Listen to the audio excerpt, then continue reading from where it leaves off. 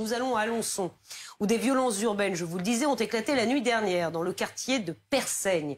Les policiers ont été la cible d'une quarantaine de tirs de mortier d'artifice, une vingtaine de voitures brûlées. Sonia Carneiro, vous êtes sur place, que s'est-il passé, Sonia ?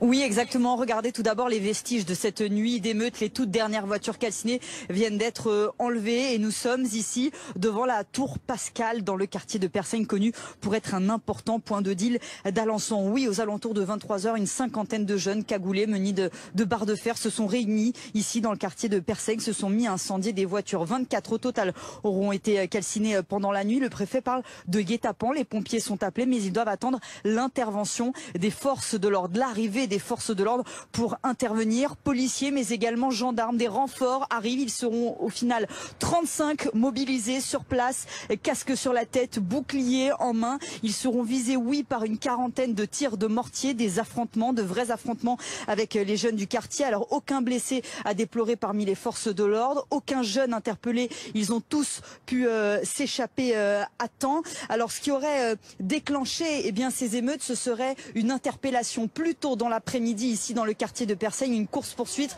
entre des jeunes, des jeunes dont l'un qui a été arrêté, des jeunes et la police également. Des heurts ont ensuite éclaté la nuit dernière. Alors on va écouter le maire d'Alençon qui s'est déplacé ce matin avec le préfet de l'Orne.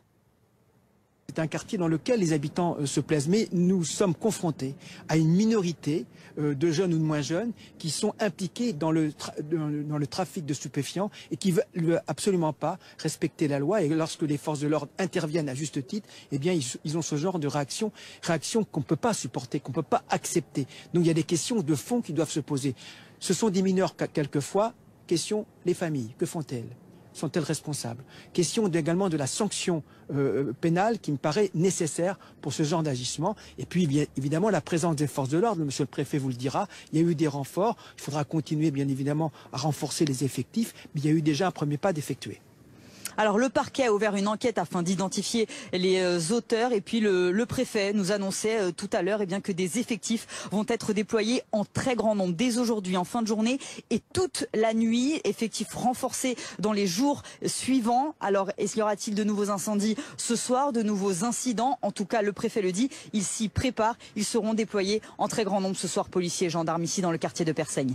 Voilà, la tension est toujours palpable. Comment les choses vont-elles tourner? Merci Sonia Carneiro. Thierry Audouin, merci d'être notre invité. Vous êtes avec nous en direct. Évidemment, beaucoup de questions autour de ces violences urbaines. Il y a une tension palpable, on le voyait avec Sonia Carneiro. Ce qui s'est passé hier soir, est-ce que vous savez si les policiers, parce que certains d'entre eux ont évoqué un véritable guet-apens? Oui, bonjour. Donc en fait, il faut savoir que ça s'est passé en deux temps. Donc l'après-midi, en milieu d'après-midi, les fonctionnaires de police ont d'initiative procédé à un contrôle routier comme la loi le permet. Le conducteur a refusé le contrôle et a pris la fuite. Lors de sa fuite, il a accidenté son véhicule à proximité, ce qui a permis aux policiers intervenants d'interpeller le mis en cause. Sauf qu'il y a une trentaine de personnes qui étaient hostiles à la police, qui se sont regroupées et qui ont créé un climat de tension énorme. Des renforts de police sont arrivés, ils ont dû utiliser la lacrymogène pour pouvoir se dégager et procéder à l'interpellation du mis en cause. Sauf que il avait déjà été clairement dit par la trentaine de jeunes présents qu'ils ne comptaient pas en rester là. Donc on pouvait prévoir des violences urbaines à venir dans la nuit, c'est ce qui s'est passé à partir de 23 h où le premier feu de véhicule a commencé. Et on sait que ça a duré jusqu'à peu près jusqu'à 2 h du matin. 24 véhicules ont été incendiés, les forces de l'ordre, mais aussi les sapeurs-pompiers ont été pris pour cible avec des tirs de mortier à plusieurs reprises et en nombre conséquent, ainsi que des jets de projectiles. Donc il y avait effectivement une volonté d'en découdre. Il faut savoir qu'ils avaient fait ici ou là des barricades avec soit des véhicules incendiés ou avec du mobilier urbain qu'ils ont détourné. D'ailleurs, il y a eu aussi beaucoup de mobilier urbain qui a été dégradé, mais c'était planifié. La volonté de s'en prendre à la police et aussi aux sapeurs-pompiers était manifeste. Est-ce que ce quartier de Persaigne, c'est une zone sensible, bien connue des services de police? Est-ce que régulièrement vos collègues font face à certaines formes d'incivilité? Alors le quartier de Persaigne est effectivement un quartier sensible, comme il existe dans plein de villes. À Alençon, ils ont une particularité, c'est qu'il y a un manque d'effectifs. D'ailleurs, c'est pour ça qu'à Alternative Police CFDT, on demande depuis déjà 2 ans la création d'une compagnie de sécurisation d'intervention, ce qui permet d'avoir des policiers qui sont formés au maintien de l'ordre, mais aussi aux violences urbaines. Parce que là, en l'occurrence, on voit que c'est ce genre d'effectif qui est indispensable. Et d'ailleurs, c'est pour ça que, fut un temps, il a été demandé la CRS 8, celle de Bièvre, qui est spécialisée dans les violences urbaines, pour venir à Alençon. Mais ce qu'il faut, c'est quelque chose qui soit présent à l'année.